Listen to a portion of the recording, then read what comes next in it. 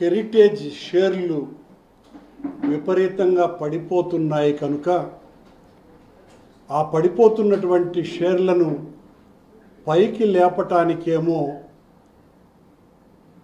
ఓ ఆసక్తికరమైనటువంటి దాదాపు 4 గంటల సమయం తీసుకున్న పత్రికా సమావేశం లాంటి శాసనసభలో లడ్డూ విషయంగా ఏకపక్ష చర్చ జరిగింది. మా మీద, మా నాయకుడు జగన్మోహన్ రెడ్డి గారి మీద ఉద్దేశపూర్వకమైనటువంటి దాడి అది. పని కట్టుకొని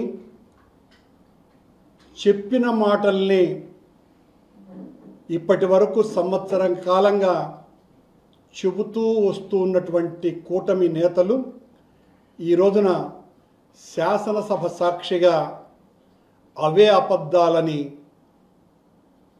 ప్రతి ఒక్కరూ కూడా వల్లెవేయటం జరిగింది.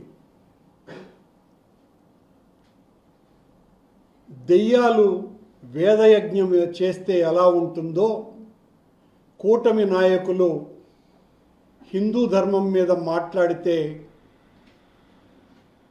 అంతకంటే దారుణంగా ఉంటుంది. నెయ్యి కల్తీకి సంబంధించి పచ్చి అబద్ధాలతో ఈ రోజున 4 గంటల పాటు జరిపినటువంటి వాళ్ళు చెప్పే చర్చ అన్నటువంటి కార్యక్రమం సాగింది. హర్ష్ ఫ్రెష్ డైరీని కూడా మేమే తెచ్చినాము అన్నట్టుగా అందులో మాట్లాడినారు వక్తలు. బోలే బాబాకు పూర్వనామమైన హర్ష్ ఫ్రెష్ డైరీని తెచ్చినటువంటి వాళ్ళు చంద్రబాబు గారి ప్రభుత్వం. వారి ప్రభుత్వంలోనే 80,000 కేజీల నెయ్యి అనబడేదాన్ని వాళ్ళు సరఫరా చేశారు. వాళ్ళ సమయంలోనే ఆ హర్ష్ ఫ్రెష్ డైరీకి టెండర్లలో పాల్గొనేటువంటి క్వాలిఫైయింగ్ సర్టిఫికెట్ చంద్రబాబు నాయుడు గారే ఇచ్చారు. హెరిటేజ్ సంస్థ తన మ్యానుఫ్యాక్చరింగ్ సంస్థగా పేర్కొన్నటువంటి అధికారిక వెబ్సైట్లో పేర్కొన్న ఇందాపూర్ డైరీని వాళ్ళ హయాంలోనే తీసుకొని వచ్చినారు. వాళ్ళే 278 రూపాయలకు కేజీ నెయ్యిని సరఫరా చేశారు. ఆశ్చర్యంగా బోర్డు సభ్యుడిగా ఉన్నటువంటి జ్యోతిల నెహ్రూ గారు కర్ణాటక మిల్క్ డైరీ వాళ్ళు 20 లక్షల కేజీలకు టెండర్లలో పాల్గొని 10 లక్షల టెండర్లలో పాల్గొనలేకపోయినారు. అందువలన L2గా ఉన్నటువంటి ఇందాపూర్ డైరీకి ఇచ్చినాము అని చెప్పినారు. అంటే కనీసం రెజల్యూషన్స్ను కూడా చూసేటువంటి ఓపిక లేనటువంటి మనుషులు వీళ్ళు బోర్డు సభ్యులు. కర్ణాటక మిల్క్ ఫెడరేషన్కు వచ్చిన నందిని మిల్క్ ప్రోడక్ట్స్కు వచ్చినటువంటి ఆ టెండర్, ఆ 20 లక్షల కేజీల టెండర్ వాళ్ళు ఒక్కరే పాల్గొన్నటువంటి టెండర్. మరెవ్వరూ కూడా అందులో పాల్గొలేదు. పాలక మండలి సభ్యుడైనటువంటి శాసనసభ్యుడు జ్యోతుల నెహ్రూ అందులో L2 టెండర్కు 35% ఇచ్చినాము ఇందాపూర్కు అని పచ్చి అబద్ధాలు శాసనసభ సాక్షిగా చెప్పినారు.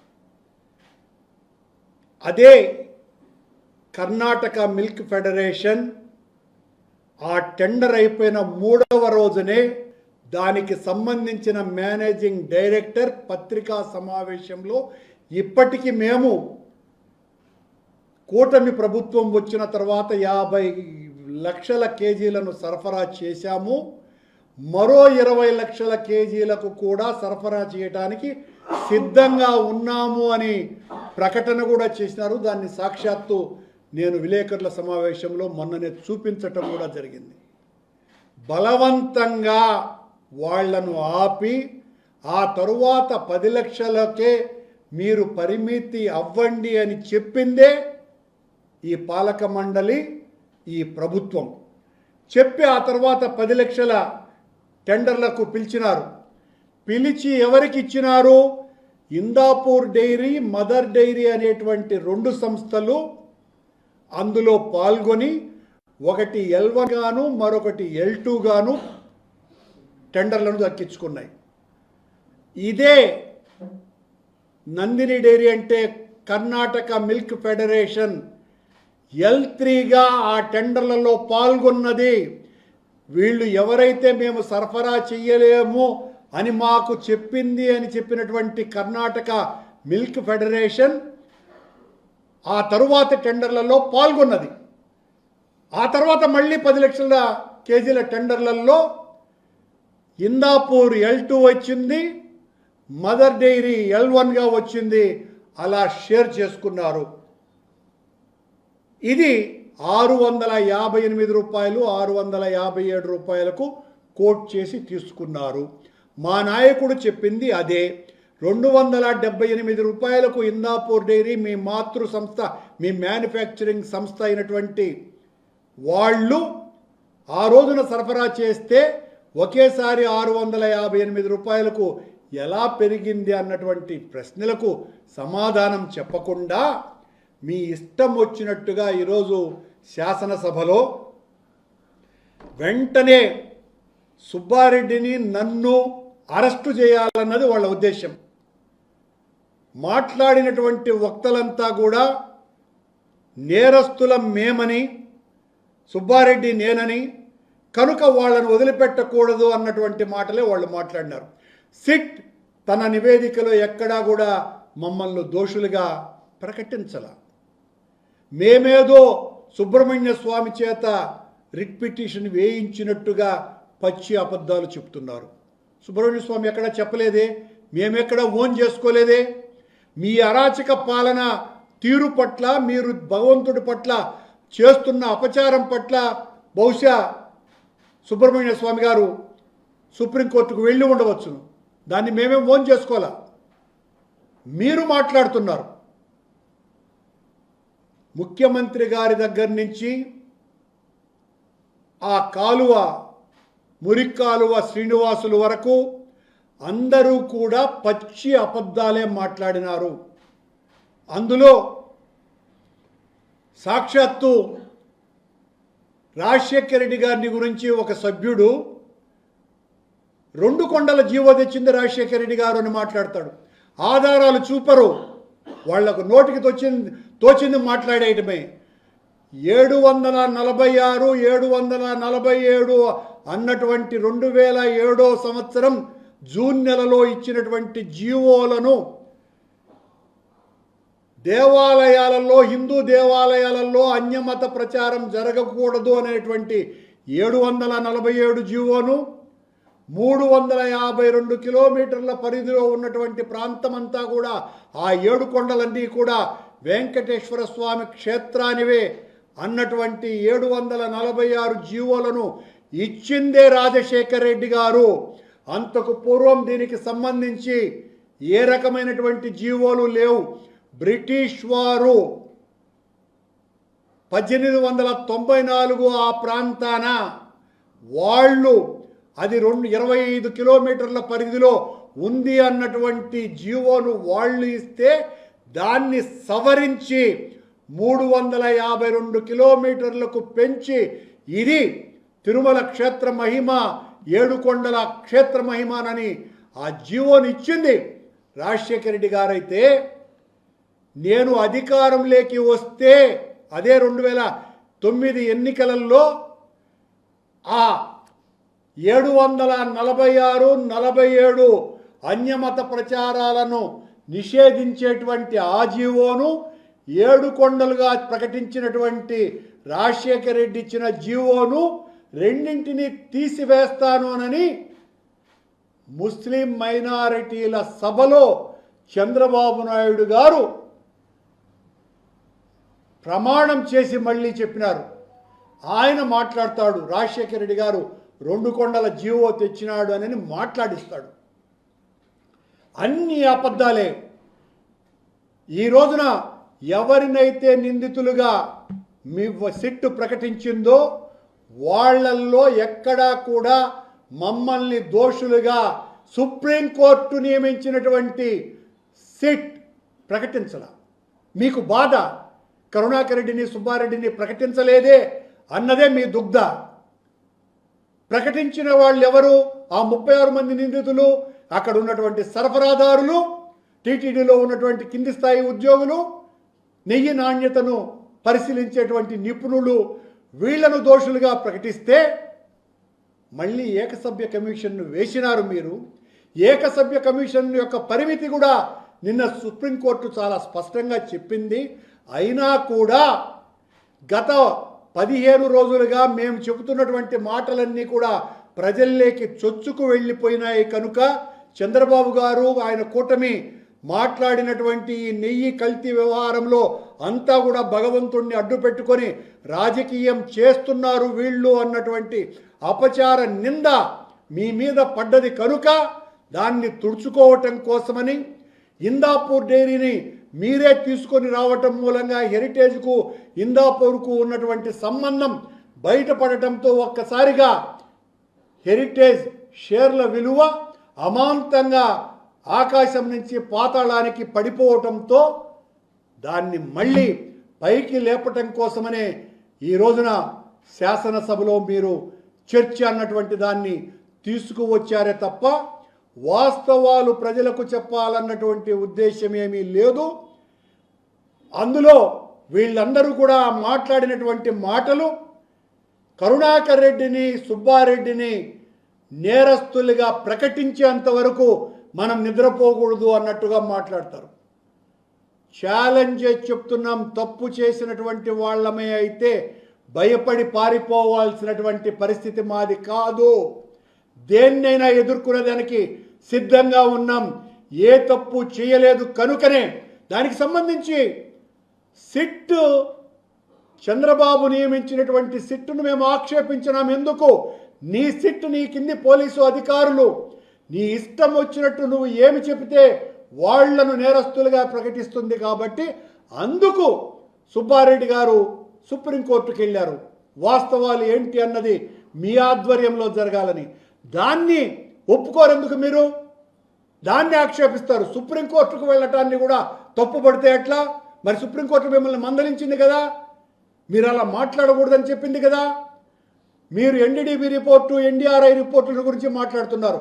వాళ్ళు ఏదో చాలా స్పష్టంగా యాన్యువల్ ఫ్యాక్ట్ ఉంది అని నిపుణులు ఇప్పటికీ సంవత్సర కాలంగా 10ల సార్లు చెప్పినారు. దానికి సంబంధించినటువంటి వాళ్ళు ఎన్డీడీబీ కానీ ఎన్డీఆర్ఐ కానీ ఎవరైనా కూడా 100కి 100%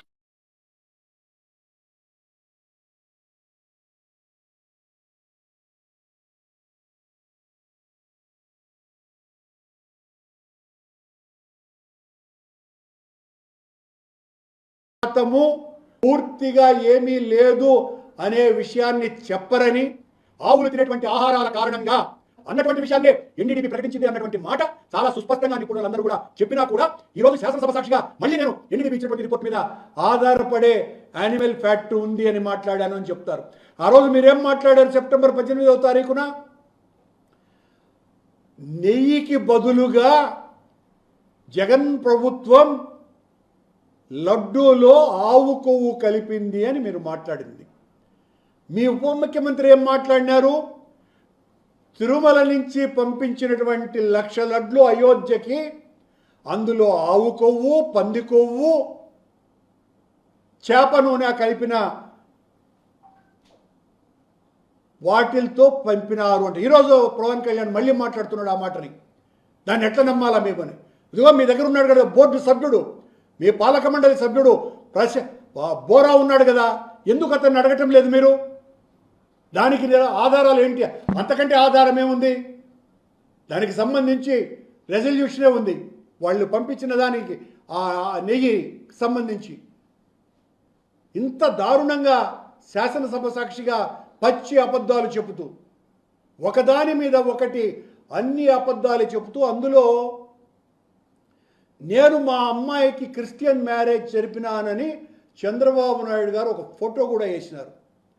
చంద్రబాబు గారు, నా కూతురు పెళ్ళిని నేను తిరుపతిలో అమ్మవారి గుడి తిరుచానూరు పరిధిలో 30,000 మంది అతిథులు రాగా అందులో ప్రధానమైనటువంటి వ్యక్తి మీ వియ్యంకుడైన లోకేష్ గారి మామైన బాలకృష్ణ గారు, నాకు ఆత్మీయుడిగా ఉన్నటువంటి వ్యక్తి.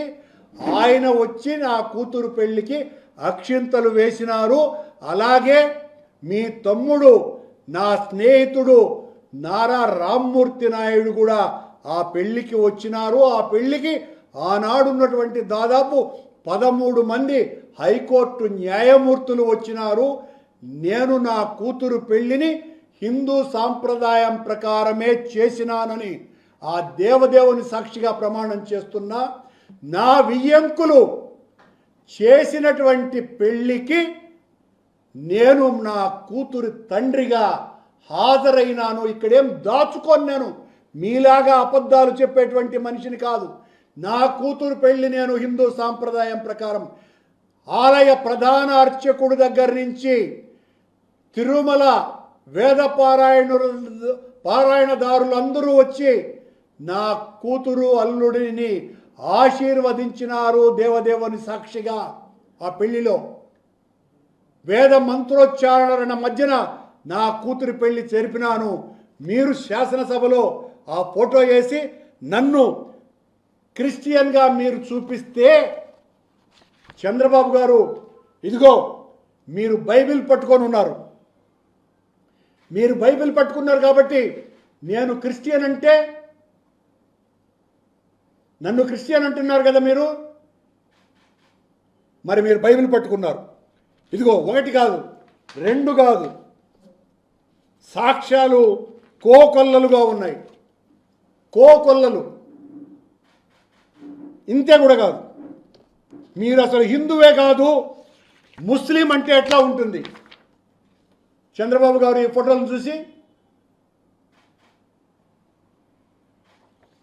మరి పవన్ కళ్యాణ్ గారు 3వ భార్య ఓ క్రిస్టియన్ కదా, మరి పవన్ కళ్యాణ్ గారు సనాతన ధర్మ పరిరక్షకుడిని పెద్ద హిందువునని చెప్పుకుంటున్నారే, మరి ఆయన్ను క్రిస్టియన్ అనండి. మరి నన్ను ఎలా అంటారు క్రిస్టియన్ అని? మీరు క్రిస్టియన్ చెప్పే ఈ కరుణాకర్ రెడ్డి చేసినటువంటి హైందవ ప్రచారం ఇప్పటి వరకు పాలక మండళ్ల చరిత్రలో ఏ ఒక్క అధ్యక్షుడు చేయలేదని ఛాలెంజ్ విసిరి చెప్తున్నా. నా సవాలును స్వీకరించి మీరు ఎవరు పంపించినా మీ పాలనలో హైందవ ప్రచారం ఎలా జరిగింది, నేను ఎలా హైందవ ప్రచారం చేసినాను అన్నటువంటి విషయాల్ని సుస్పష్టంగా చెప్పదలుచుకున్నా. ఇన్ని రకాలైనటువంటి అబద్ధాలు. ఈయన మరి లోకేష్ ముసల్మానా? చూడండి ఎంతగా ఆయన వంగి ఏ రకంగా ఫోటోలు. మరి ఇన్ను ముస్లిం అనాలనా? లోకేషా సలాం బాయా? అసలాం బాయా ఆయన. మరి లోకేష్ గారు క్రిస్టియన్ యువతులతో తిరుగుతున్నటువంటి ఈ ఫోటోని ఏమనాలా? క్రిస్టియన్ అనాలనా? పచ్చి అబద్ధాలు మీరు ఎన్ని చెప్పినా కల్తీ నెయ్యికి మూలాలు మీ పాలనలో ప్రారంభమైనాయి. మీరు అలాగే మేము నిబంధనల్ని సడలించటం ద్వారా ఈ కల్తీ నెయ్యి ప్రవేశించింది అని చెప్తున్నారు. నిబంధనల్ని సడలించటం ద్వారా వచ్చినటువంటి ఒక్క ఛాలెంజ్, మళ్ళీ ఒక్క డైరీ సంస్థను చూపండి. మీరు నిబంధనల్ని మీరు కఠినతరం చేసినప్పుడు వచ్చినటువంటివే Indapur dairy, Harsh fresh dairy అని పిలువబడేటువంటి బోలే బాబా డైరీ కూడా. నేను టీటీడీ అధ్యక్షుడైన తర్వాత నిబంధనల్ని కఠినతరం చేసిన తరువాతనే ఏఆర్ డైరీ అన్నది కూడా వచ్చింది. అంటే సులభతరం చేయటం మూలంగా ప్రయోజనం పొందినటువంటి డైరీ సంస్థ ఒక్కటి కూడా లేదు. దీన్ని మీరు నిరూపించాలా ఛాలెంజ్ చేస్తున్నా. నిబంధనల్ని సడలించడానికి కేంద్ర ప్రభుత్వం తీసుకున్నటువంటి ఆర్థిక విధానాలు మాత్రం తప్ప మరొకటి కాదు. తద్వారా లోకల్గా ఉన్నటువంటి సంస్థల్ని, స్టార్టప్ కంపెనీలను ఎంకరేజ్ చేయాలనని ఆనాటి పాలక మండలి అధ్యక్షుడు, ఎగ్జిక్యూటివ్ ఆఫీసర్ తీసుకున్నటువంటి నిర్ణయం తప్ప మరొకటి కాదు. ఆ కారణంగా వచ్చినటువంటి సంస్థ ప్రత్యేకమైనటువంటి లాభం పొంది నెయ్యిని కల్తీకి వాడటంలో అసమర్థ కంపెనీ ఇది వచ్చిందేనని మీరు నిరూపిస్తే దేనికైనా సిద్ధంగా ఉన్నామని ఛాలెంజ్ విసురుతున్నా. ఈ రోజున ఈ శాసనసభ చర్చలో మా ఇద్దరిని నేరస్తులుగా చేసి, ఎందుకంటే నేను రోజు ఎక్కువగా మాట్లాడుతున్నాను కనుక నేను మాట్లాడిన తర్వాత మీకు మాట్లాడడానికి, దానికి సమాధానం ఇవ్వడానికి మీకు శక్తి చాలటంలా, మీకు తెలివి చాలటంలా, మీకు విషయ పరిజ్ఞానం లేదు. పనిగట్టుకొని నన్ను నీచుడుగానో, వివాదాస్పదుడనో, చెడ్డవాడుగానో, అవినీతిపరుడుగానో, క్రిస్టియన్గానో, నాస్తికుడనో, దేవుణ్ణి రాయితో కొట్టాడు అనేటువంటి మాటలు చెప్పినాడనో ఈ రకంగా మీరు ఆత్మతృప్తి పొందటం కాదు సుమా. ఆధారాలతో నిరూపించాల. ఎక్కడ ఏ రకమైనటువంటి మీరు ఈ రోజున ఏదైతే శాసనసభలో కల్తీ జరిగింది అని చెబుతున్నటువంటి ఈ సంస్థలన్నీ అగ్రభాగం మీ హయాంలో వచ్చినటువంటివే. మళ్ళీ చంద్రబాబు గారు ఈ రోజున 300కే స్వచ్ఛమైన నెయ్యి వస్తుందా అని మాట్లాడుతున్నారు. మరి ఇందాపూర్ డైరీ 276కు సరఫరా చేసినటువంటి ఇందాపూర్ డైరీ 658కి పెంచుకుంటూ పోవటానికి దాగున్నటువంటి కుట్ర కూడా ఏదో మీరు చెప్పాలి కదా. మీ హయాంలో నందిని డైరీ పాల్గొన్నదంట, మా హయాంలో పాల్గొనలే లేదనని ఆ జ్యోతుల నెహ్రూ అంటున్నాడు. ఇదే కర్ణాటక మిల్క్ ఫెడరేషన్కి 2019-20 ప్రాంతంలో ఒక టెండర్లలో అది పాల్గొన్నది. L3గా ఉన్నటువంటి కర్ణాటక మిల్క్ ఫెడరేషన్కి 20% టెండర్ అది దక్కించుకున్నది. రెజల్యూషన్ మొన్న నేను స్పష్టంగా చూపించటం కూడా జరిగింది. మా హయాంలో ఇందాపూర్ డైరీ పాల్గొన్నది. ఎన్ని లేనట్టుగా అన్ని అబద్ధాలతో మీరు మీ ఇష్టం వచ్చినట్టుగా మాట్లాడుతూ ప్రజలను నమ్మించటానికి, మీ షేర్ల ధరలను పెంచుకోవటానికి మొత్తం శాసనసభనంతా వాడుకున్నట్టుగా కనపడుతోందే తప్ప ఏ రకంగా కూడా మేము అన్యమత ప్రచారం చేసినామంట. చంద్రబాబు గారు ఆ ఆర్టీసీ టిక్కెట్లు ముద్రించింది మీ హయాంలో, మా హయాంలో కాదు సుమా. మీరు మమ్మల్ని ప్రచారం చేస్తూనే ఉన్నారు. మా హయాంలో చర్చి కట్టినారు, మా హయాంలో చర్చి మొత్తం ప్రార్థనలు చేసినారు. ఇలాంటి మాటలన్నీ మాట్లాడుతూ ఉంటారు. రుజువులు ఎక్కడా ఒకటి కూడా చూపరు. అర్థం లేని రసహీనమైనటువంటి ప్రసంగాలు, పత్రికా సమావేశాలలో మాట్లాడేటువంటి విషయాలన్నీ కూడా ఈ రోజున పవిత్ర దేవాలయ స్వరూపమైనటువంటి శాసనసభలో అన్ని అబద్ధాలతోనే నింపి మీ నోటి ద్వారా విషవాయువులు శాసనసభలో నింపినారు అన్న దాంట్లో ఏ రకమైనటువంటి అనుమానము లేదని తెలియజేస్తూ, ఇలా మీరు బైబిల్ పట్టుకుంటే మిమ్మల్ని క్రిస్టియన్ అంటే మీకు బాధ ఉంటుందో లేదో, స్వచ్ఛమైనటువంటి హిందువునైన నన్ను మీరు కిరస్తాని అంటే మాత్రం నాకు బాధ ఉంటుంది అన్నటువంటి విషయాన్ని తెలియజేస్తూ, మీరు ఏ రకమైనటువంటి దానికైనా చర్చించటానికి మీకు సంబంధించినటువంటి ఎంత పెద్దవాడైనా సరే దాని మీద ఎవరిది తప్పు అని చర్చకు మేము సిద్ధంగా ఉన్నామని, మీరు చర్చకు సిద్ధంగా లేరు, ఏకపక్ష దాడికి సిద్ధంగా ఉన్నారు.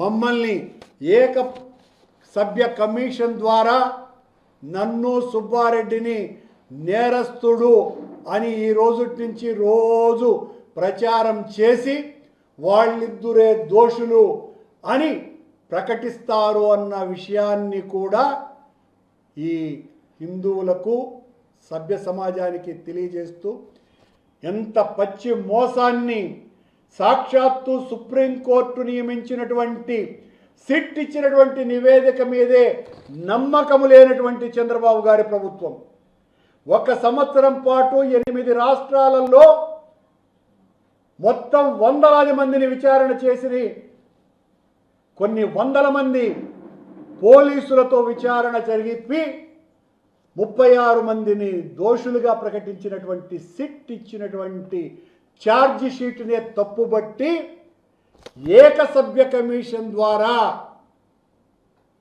మమ్మల్ని నేరస్తులుగా చేయటానికి చేస్తున్నటువంటి ప్రయత్నమే, దానికి ఆరంభమే ఈనాటి శాసనసభ చర్చ అని తెలియజేస్తున్నాం.